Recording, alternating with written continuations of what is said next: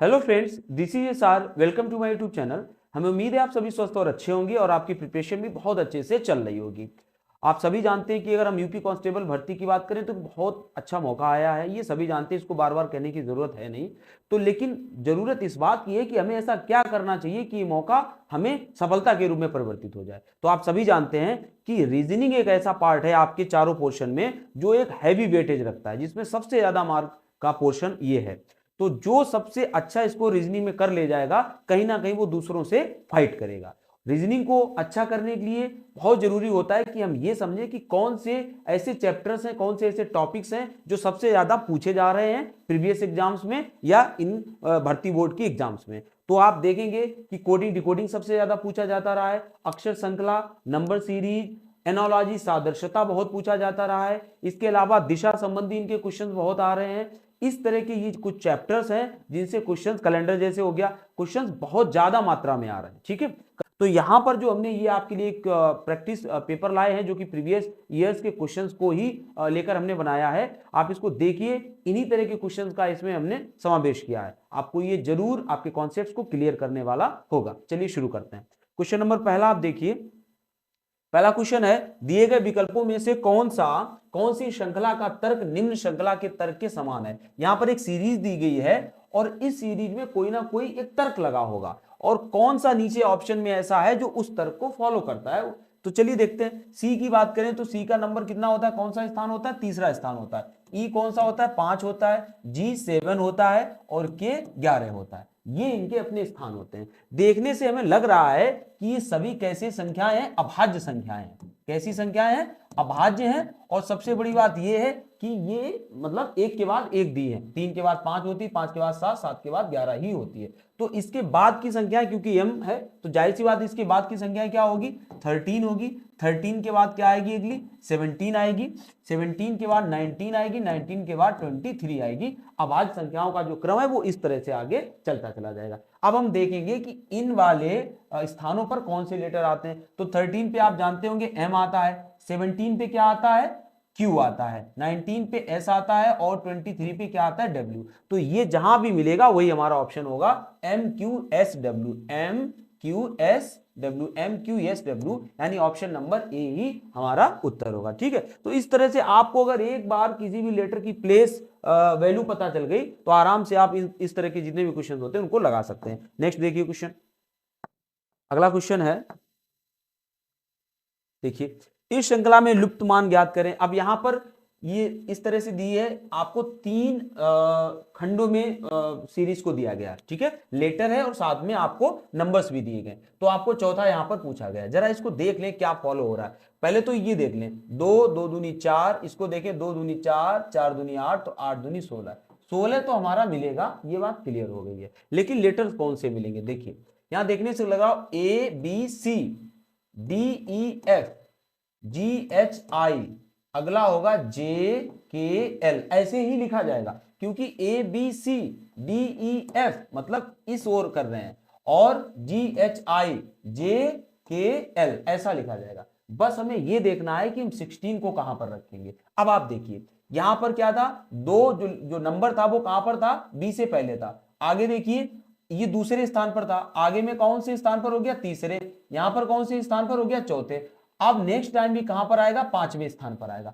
5वें स्थान का मतलब है ये यहां से हटके, अब यहां से हटके ये कहां पर आ जाएगा, इसको L, यानी इसके बाद L ही आएगा। अगर हम देखें तो इसको ऐसे कुछ लिखोगे, LKJ ऐसे लिखोगे आप। तो ये वाला अब कहां पर आएगा, जो 8 था वो लास्ट में तो हो चुका है, तो अब ये एक बाद आएगा, यानी यहां पर 16 आएगा।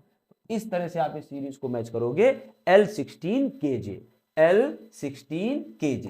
डी ऑप्शन हमारा आंसर हो जाएगा। ठीक है, विकल्पों में कौन सा युग्म निम्नलिखित श्रृंखला को पूरा करेगा। तो इस श्रृंखला को हमें पूरा करना है। देखते हैं क्या है इसमें। ए के बाद आई डायरेक्ट दिया है, ए का स्थान प्लेस वैल्यू क्या है, 1 है। आई का क्या उतना, यहां पर गैप है एक लेटर का। आई का कितना होता है, 9 होता है। पी का कितना होता है, पी का 16 होता है। और इसके बाद फिर से एक यहां पर हमें लेटर लिखना है। तब आप यहां पर देखेंगे क्या बन रहा है, ये 1 का वर्ग है, ये 3 का वर्ग है, ये 4 का वर्ग है, और ये तो 7 7 की संख्या है। तो यहां पर क्या आना चाहिए, 5 का वर्ग आना चाहिए, और यहां पर क्या आना चाहिए, 2 का वर्ग आना चाहिए। तो कहीं ना कहीं यहाँ 4 वाला लेटर आएगा और यहाँ 25 आएगा। 4 वैल्यू पे कौन सा होता है, ए बी सी डी होता है, और 25 पे क्या होता है, वाई जेड होता है। तो डी और वाई जहां पर भी होंगे वही हमारा आंसर हो जाएगा, D and Y, A option. ठीक है, तो देखिए कितना सिंपल है ये। आगे बढ़ते हैं, नेक्स्ट देखिए अगला क्वेश्चन। देखिए ये नंबर सीरीज का है, 32 3 अच्छा ये एक है, 32 4 32 12 32 48 है ना। तो ठीक है, तो कहने का मतलब 32 तो होगा। आगे देखते हैं, हमें देखना है 3 4 12 48 240।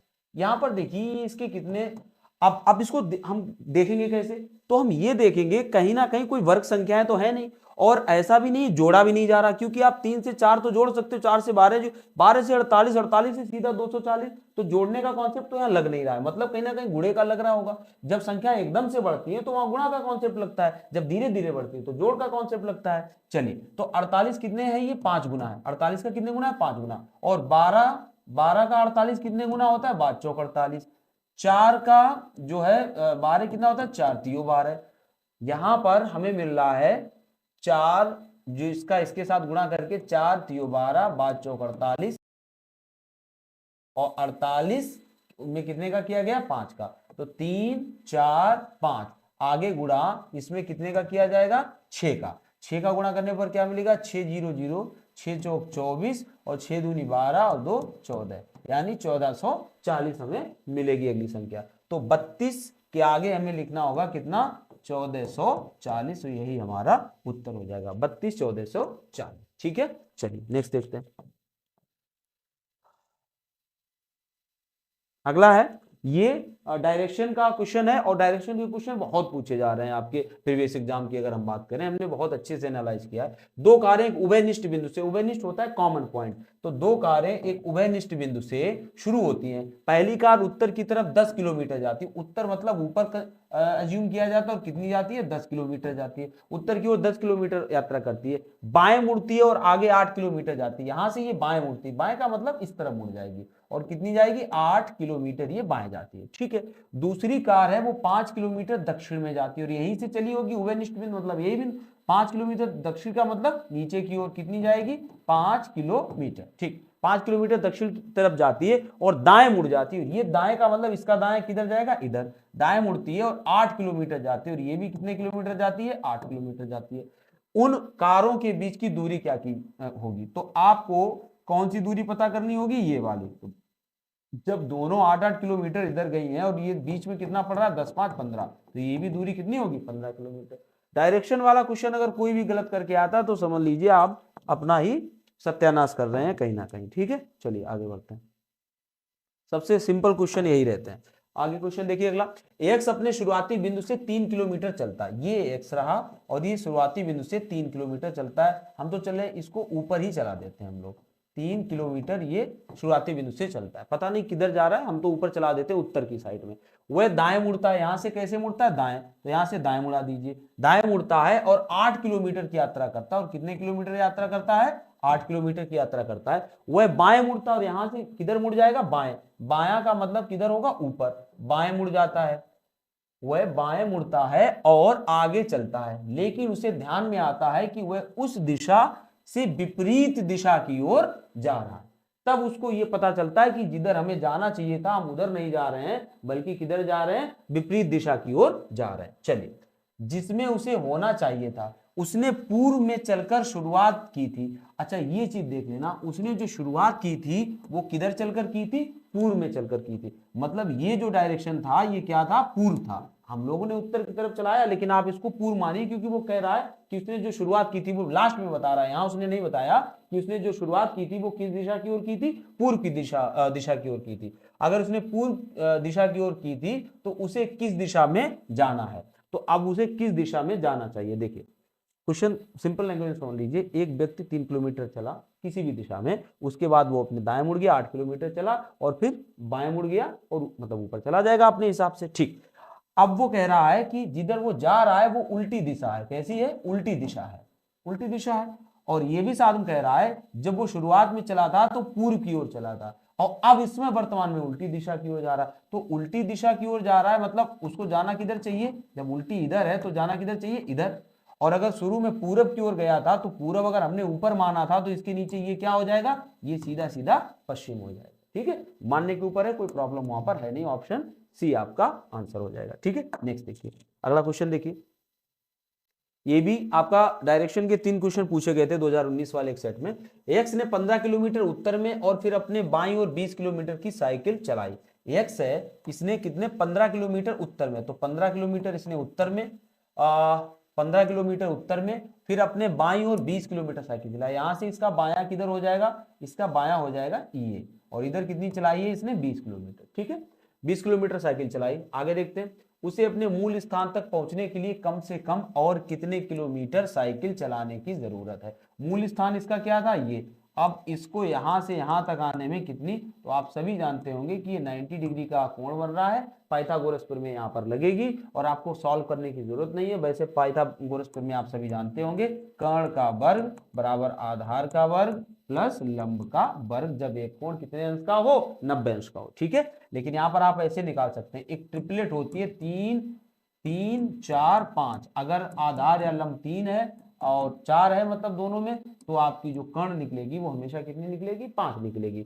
अब ये चाहे इनका कितना भी गुना कर लो, देखो 5 15 कितने गुना है, 5 गुना है, 4 पंचे 20, 5 गुना है, तो इसका भी कितना हो जाएगा, 5 गुना। यानी ये दूरी जो हो जाएगी वो कितनी हो जाएगी, 25। और यही सबसे सरल रास्ता होगी प्रथम बिंदु तक, मूल बिंदु तक पहुंचने के लिए। तो हमारा आंसर हो जाएगा 25 किलोमीटर। ठीक है, चलिए आगे देखते हैं, अगला क्वेश्चन देखिए। अगला क्वेश्चन है, ये डायरेक्शन में लास्ट क्वेश्चन इसका, 3 क्वेश्चन पूछे गए थे। यक्स 5 किलोमीटर उत्तर की ओर यात्रा करता है, 5 किलोमीटर ये उत्तर की ओर यात्रा करता है। ठीक है, वहां वह दाएं मुड़ता है, और यहां से कैसे मुड़ जाता है, दाएं, तो दाएं इधर हो जाएगा, दाएं मुड़ता है और आगे 7 किलोमीटर जाता है। कितने किलोमीटर आगे जाता है, 7 किलोमीटर आगे जाता है। फिर दाएं मुड़ता है और यहां से फिर दाएं मुड़ जाता है और आगे 5 किलोमीटर जाता है, मतलब 5 किलोमीटर ये हो जाएगा। 5 किलोमीटर यात्रा करता है। वह किस दिशा में जा रहा है, तो आप बताइए, जब उत्तर की ओर गया, दाएं मुड़ा, फिर दाएं मुड़ा, तो इधर कौन सी दिशा हो जाएगी, दक्षिण दिशा। कौन सी हो जाएगी, दक्षिण। तो यही हमारा आंसर हो जाएगा, दक्षिण दिशा। ठीक है, नेक्स्ट देखिए क्वेश्चन, अगला देखिए। हाँ, ये कथन और निष्कर्ष वाले हैं, थोड़ा सा इसमें लॉजिक की जरूरत होती है। आप अगर समझेंगे इसको आसानी से तो बहुत ज्यादा टफ नहीं होता है। देखिए, अब ये तो लैंग्वेज आप बहुत बार पढ़ चुके होंगे, नीचे एक कथन और उसके बाद 2 निष्कर्ष 1-2 दिए गए हैं। आपको इस कथन को सत्य मानना होगा, भले ही ये आमतौर पर ज्ञात तथ्यों से अलग प्रतीत होता हो। आपको यह तय करना है कि दिए गए निष्कर्षों में से कौन सा निष्कर्ष, यदि कोई है, दिए गए कथन का अनुसरण करता है। देखिए, यहाँ पर कथन दिया होता है, क्या नीचे जो निष्कर्ष दिए गए ये इस कथन का अनुसरण करते हैं, तो हम लोग पढ़ते हैं, देखते हैं क्या है। कंपनी एबीसी ने निम्नलिखित नारे के साथ अपने उत्पाद का विपणन किया। ठीक है, वो अपने उत्पाद को मार्केट में ला रही है, कौन सी कंपनी है, एबीसी है, और एक नारा दे रही है। क्या नारा दे रही है, आगे बढ़ें, यदि कीमत और गुणवत्ता आपकी प्राथमिकता है तो इसे खरीदें। कोई प्रोडक्ट लाई होगी और उसने टैगलाइन दी, आगे बढ़ें, यदि कीमत और गुणवत्ता आपका फोकस है, आप कीमत और गुणवत्ता चाहते हैं तो कृपया इसे खरीदें या इसे खरीदें। तो इसका क्या निष्कर्ष निकलता है, इस बात का निष्कर्ष नंबर 1, उत्पाद की कीमत जरूर अधिक होगी। क्या आपको लगता है कोई व्यक्ति ज्यादा अधिक कीमत पर इस तरह की बात लिखेगा, बिल्कुल ये बात जरूरी नहीं है कि सही हो। ठीक है, आगे उत्पाद की गुणवत्ता जरूर अच्छी होगी। हाँ, अगर कोई व्यक्ति ये दावा कर रहा है कि अगर आप ही को कि आपको अगर अच्छी, हम कहें आपसे, आपको अच्छी पढ़ाई चाहिए तो आप हमारे चैनल को सब्सक्राइब कीजिए। अगर आप अच्छा पढ़ने के शौकीन हैं तो इसका मतलब क्या निकलेगा, इसका यही मतलब निकलेगा कि कहीं ना कहीं हम क्वालिटी दे रहे होंगे। तो इसका सेकेंड जो निष्कर्ष है ये बिल्कुल सही है, गुणवत्ता तो उसकी जरूर ही सही होगी, तभी कोई ऐसी टैगलाइन देगा, वरना नहीं देता। तो केवल निष्कर्ष कौन सा, केवल निष्कर्ष 2 अनुसरण करता है, बी ऑप्शन हो जाएगा इसका। ठीक है, नेक्स्ट देखिए क्वेश्चन, अगला क्वेश्चन है वही लैंग्वेज वही है, आपको यहाँ कथन देखना है। कथन क्या है आपका, कथन यहाँ पर दिया गया है, क्या दिया गया, क्या भारत जैसे विकासशील देश में करों मतलब टैक्सेस को समाप्त किया जाना चाहिए, है ना। क्या टैक्सेस समाप्त कर दिए जाने चाहिए भारत जैसे विकासशील देश में। आप सभी जानते होंगे टैक्स, किसी भी विकासशील देश हो चाहे इवन विकसित भी हो, तो टैक्स वहां की रीढ़ होते हैं, किसकी, सरकार की आमदनी की। वहीं से सरकार कमाती है, जिससे कि वो जन सुविधाएं देती है और सब कुछ योजनाएं चलाती है। ठीक है, चलिए आगे बढ़ते हैं। तर्क नंबर 1 है क्या? नहीं, देश का विकास करने के लिए सरकार को कदम उठाने के लिए कर आय के अच्छे स्रोत होते हैं। आप सभी जानते हैं गवर्नमेंट की आय का स्रोत सबसे मेन होता है वो टैक्सेस होते हैं। तो ये बिल्कुल सही है, हम बंद नहीं कर सकते हैं भारत जैसे देश में। आगे है, हाँ बंद कर देना चाहिए। इन करों का उपयोग राष्ट्र के कल्याण के लिए नहीं किया जाता है। नहीं, ऐसा नहीं है कि राष्ट्र के कल्याण के लिए नहीं किया जाता है, बिल्कुल कल्याण के लिए किया जाता है। तो केवल तर्क 1 मजबूत है, बाकी गलत है। आगे देखिए, नेक्स्ट देखिए। आपने एक बार इन चीजों को लगा लिया ना, थोड़ी सी भी प्रैक्टिस कर ली, तो ऐसा है नहीं कि ये चीजें आपसे मिस हो। वही चीज है, कथन देखते हैं। कथन 2 दिए गए यहाँ पर। क्या है? प्रत्येक व्यक्ति के पास अपना पहचान पत्र होना चाहिए, है ना, जो अपनी आइडेंटिटी होती है वो होनी चाहिए प्रत्येक। और पहचान पत्र मतलब फॉर्मेट होना चाहिए उसका, आपके पास होना चाहिए। आपातकाल के मामले में उस कार्ड में उसका रक्त समूह, ब्लड ग्रुप, संपर्क के लिए उसका पूरा पता, एड्रेस हो, टेलीफोन नंबर हो, उल्लेख भी हो। मतलब एक ऐसा कार्ड हर किसी के पास होना चाहिए जिसमें उसकी बेसिक डिटेल लिखी हुई हो। चलिए ठीक है, निष्कर्ष इससे क्या निकाला जाता है? रक्त तब तक प्रदान नहीं किया जा सकता जब तक कार्ड में उसके समूह का उल्लेख नहीं किया गया है। आप ये बताइए, अब हम इसको थोड़ा एग्जांपल के तौर पे समझा रहे हैं। किसी का एक्सीडेंट हो गया है, कार्ड उसके पास होना चाहिए, वो पहले कह चुके हैं। अब कार्ड होगा तो व्यक्ति को कोई अजनबी अगर उठाएगा तो सुविधा क्या रहेगी कि जैसे ही कार्ड देखेगा उसमें ब्लड ग्रुप उसका लिखा है तो बहुत ज्यादा झंझट की जरूरत नहीं पड़ेगी और सीधा ब्लड ग्रुप उसके चढ़ाया जा सकता है। मतलब बहुत ज्यादा वो करने की जरूरत नहीं पड़ेगी और उसको क्विक ट्रीटमेंट स्टार्ट हो जाएगा। ठीक, तो ये बात अच्छी। लेकिन क्या ये है कि जब तक कि प्रदान नहीं किया जा सकता, जब तक कार्ड में उसके रक्त समूह का उल्लेख नहीं किया गया हो, तो क्या प्रदान ही नहीं करोगे? मतलब अगर उल्लेख नहीं होगा तो क्या आप उसको ब्लड ही नहीं चढ़ाओगे? आप टेस्ट कीजिए, ब्लड ग्रुप जांच कीजिए, उसको चढ़ाइए।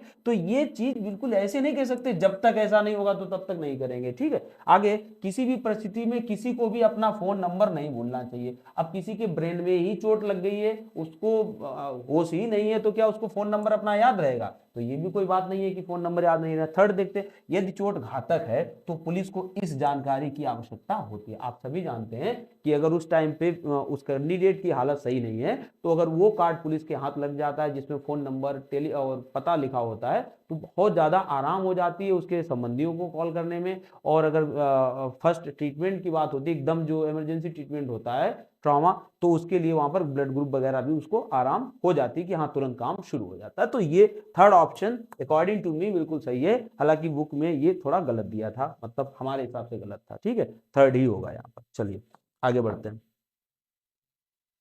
अगला है, ये एक वर्ड दिया गया है, ठीक है, और यहां पर पूछा क्या जा रहा है?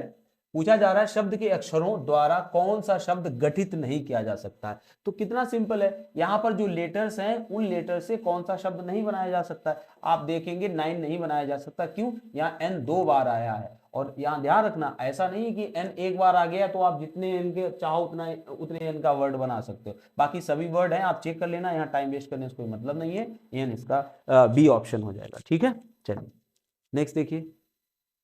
अगला क्वेश्चन है, क्या कह रहा है? निम्न के शब्दों में से किस शब्द के स्वर, यहां ध्यान रखना वॉवेल की बात कर रहा है, स्वर अंग्रेजी वर्णमाला क्रमानुसार नहीं है। आपको अंग्रेजी वर्णमाला में स्वरों का क्रम पता होना चाहिए। ए, ई, आई, ओ, यू, ये क्रम होता है वर्णमाला में स्वरों का। ठीक है, तो यहां पर कौन सा ऐसा वर्ड है जिसमें इस क्रम को फॉलो नहीं किया गया है? मतलब कहीं ऐसा तो नहीं कि ई के बाद ए दे दिया गया हो या आई के बाद ई को दिया गया हो। अगर ऐसा है तो वो गलत हो जाएगा। तो कहां पर फॉलो नहीं किया गया, नहीं वाला हमें ढूंढना। देखिए, ए, ई, आई, ओ, यू सही है।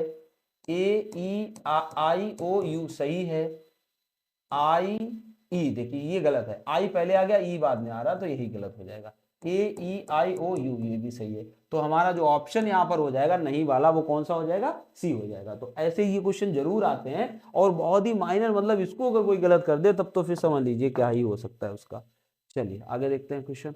उस विकल्प का चयन करें जो तीसरे शब्द से उसी प्रकार संबंधित है ना, सादृश्यता से रिलेटेड क्वेश्चन है। पक्षी, अगर पक्षी की बात यहाँ पर की गई है, पक्षी को चहचहाने से संबंधित बताया गया है, तो आप जानते होंगे पक्षी चहचहाते हैं, मतलब उनकी आवाज होती है चहचहाना। तो भालू क्या करता है? आप सभी जानते हो, भालू गुर्राता है। क्या करता है? भालू गुर्राता है। तो इसका आंसर हो जाएगा गुर्राना। तो ध्वनियों से रिलेटेड है। अगला क्वेश्चन देखिए, क्या कह रहा है, उस विकल्प का चयन करें जो तीसरे पद से उसी तरह संबंधित है जिस तरह दूसरा पद पहले पद से। ठीक है, तो इसमें देखते हैं किस तरह से। यहाँ पर लेटर्स पे सादृश्यता हमें देखनी है। कैसे, देखिए पी का कितना होता है 16, क्यू का कितना होता है पी क्यू आर, ये तो बिल्कुल ऐसे दिए P Q R S T U, P Q R और इसके बाद क्या एस टी यू, तो L M N O P Q, जरा देख लें एक बार, P Q R S T U, तो L M N O P Q, इस तरह से हो जाएगा ओ पी क्यू। तो क्यू पी ओ कहां पर है, Q P O, B option हमारा सही हो जाएगा। ठीक है, तो यहाँ पर उसको लिखने की भी जरूरत नहीं थी, बिल्कुल आसपास के थे लेटर, आराम से हो गया। ठीक है, अगला देखते हैं क्या है, उस विकल्प को ज्ञात करें जो दिए गए समूह या वर्ग का सदस्य हो। यहां पर है विकृत विज्ञान। विकृत विज्ञान होता है जो पैथोलॉजी से रिलेटेड डिपार्टमेंट होता है, जहां पर समस्याएं जो बीमारियां होती हैं उनको पता लगाया जाता है, तो ये विकृत विज्ञान के अंतर्गत आता है। बाकी जो शरीरश्रम विज्ञान है, ये यहाँ पर शरीरश्रम विज्ञान है, ये रेडियोलॉजी से रिलेटेड होता है, और हृदय रोग आप जानते ही हैं, ठीक है, जो कार्डियोलॉजी से रिलेटेड होता है। तो ये किस समूह में आते हैं, तो इनको अगर समूह की बात करें तो रुधिर विज्ञान के अंतर्गत ये आते हैं सभी तीनों। ठीक है, तो ये ऑप्शन नंबर डी हो जाएगा। आगे देखते हैं क्या है, लुप्त संख्या ज्ञात करें। तो यहाँ पर लुप्त संख्या ज्ञात करनी है 1 8 27 64, नहीं ये 27 यहाँ पर नहीं होगा, 1 8 27 64 बस इतना ही है, ये डबल बार लिख गया है यहाँ पर, ये हटा दो। कितना था, 1 है 8 है 27 है और 64 है, इसके बाद क्वेश्चन मार्क लगा है। तो आप देखेंगे ये 1 का घन है, ये 2 का घन है, ये 3 का घन है, ये 4 का घन है, और अगला क्या आएगा 5 का घन आएगा। तो सीरीज को इस तरह से हम आराम से निकाल सकते हैं। और 5 का घन कितना होता है 125। ठीक है, नेक्स्ट देखिए क्वेश्चन, अगला क्वेश्चन देखिए, कह रहा है श्रृंखला में लुप्त संख्याएं x और y ज्ञात करें और बाद में आपको y माइनस एक्स का मान भी ज्ञात करना है। तो देखिए किस तरह से यहां पर दिया गया है, 25 के बाद 26, मतलब इसमें एक जोड़ा गया है, 26 27 28 दो जोड़ा गया है, 28 29 30, 28 29 30 31 यहाँ 3 जोड़ा जाएगा, और यहाँ 31 के बाद 4 जोड़ा गया है, और यहाँ पर कितना जोड़ा जाएगा y के लिए 5 जोड़ा जाएगा, मतलब यहाँ पर 40 आएगा, और 40 के बाद 6 46। ठीक, तो कौन सा लेटर हमें चाहिए, 28 के बाद चाहिए है हमें x की जगह पर, तो क्या हो जाएगा 1 1 2 3, यहाँ पर 3 जुड़ेगा 28 में, तो कितना हो जाएगा 31, और 4 जुड़ेगा 35, और 5 जुड़ेगा 40, तो 31 और 40 आए हैं मान किसके, x और y के। तो y बड़ा है यहाँ पर, तो 40 y माइनस एक्स पूछ रहा है, तो 40 से 31 जाएगा तो कितना बचेगा 9, और यही हमारा उत्तर हो जाएगा। ठीक है, नेक्स्ट देखते हैं। ठीक है, तो ये क्वेश्चंस आपके पूरे होते हैं। आई होप आपने क्वेश्चन को समझा होगा। सीरीज से रिलेटेड बहुत सारे क्वेश्चन पूछे जाते हैं, हम आपसे बार बार ये बात कह रहे हैं। तो आप जो वर्णमाला से संबंधित है, वर्णमाला को तो बहुत अच्छे से कर लीजिए, कोडिंग डिकोडिंग में वो आए, सीरीज में वो आएगा, और आपकी सादृश्यता में वो आना है, तो बहुत सारे नंबर तो वर्णमाला से ही आपके पूरे होने। ठीक है, बाकी कथन और निष्कर्ष वाले बिल्कुल सिंपल सवाल होते हैं, डायरेक्शन वाले बिल्कुल सरल सवाल होते हैं, और जो नंबर सीरीज होती है उसको भी अगर आप देखेंगे तो आराम से कर ले जाएंगे। इसका अगला वीडियो हम आपको नंबर सीरीज का नेक्स्ट डे प्रोवाइड भी करा देंगे। ठीक है, चलिए देखने के लिए बहुत बहुत शुक्रिया आपका, थैंक यू।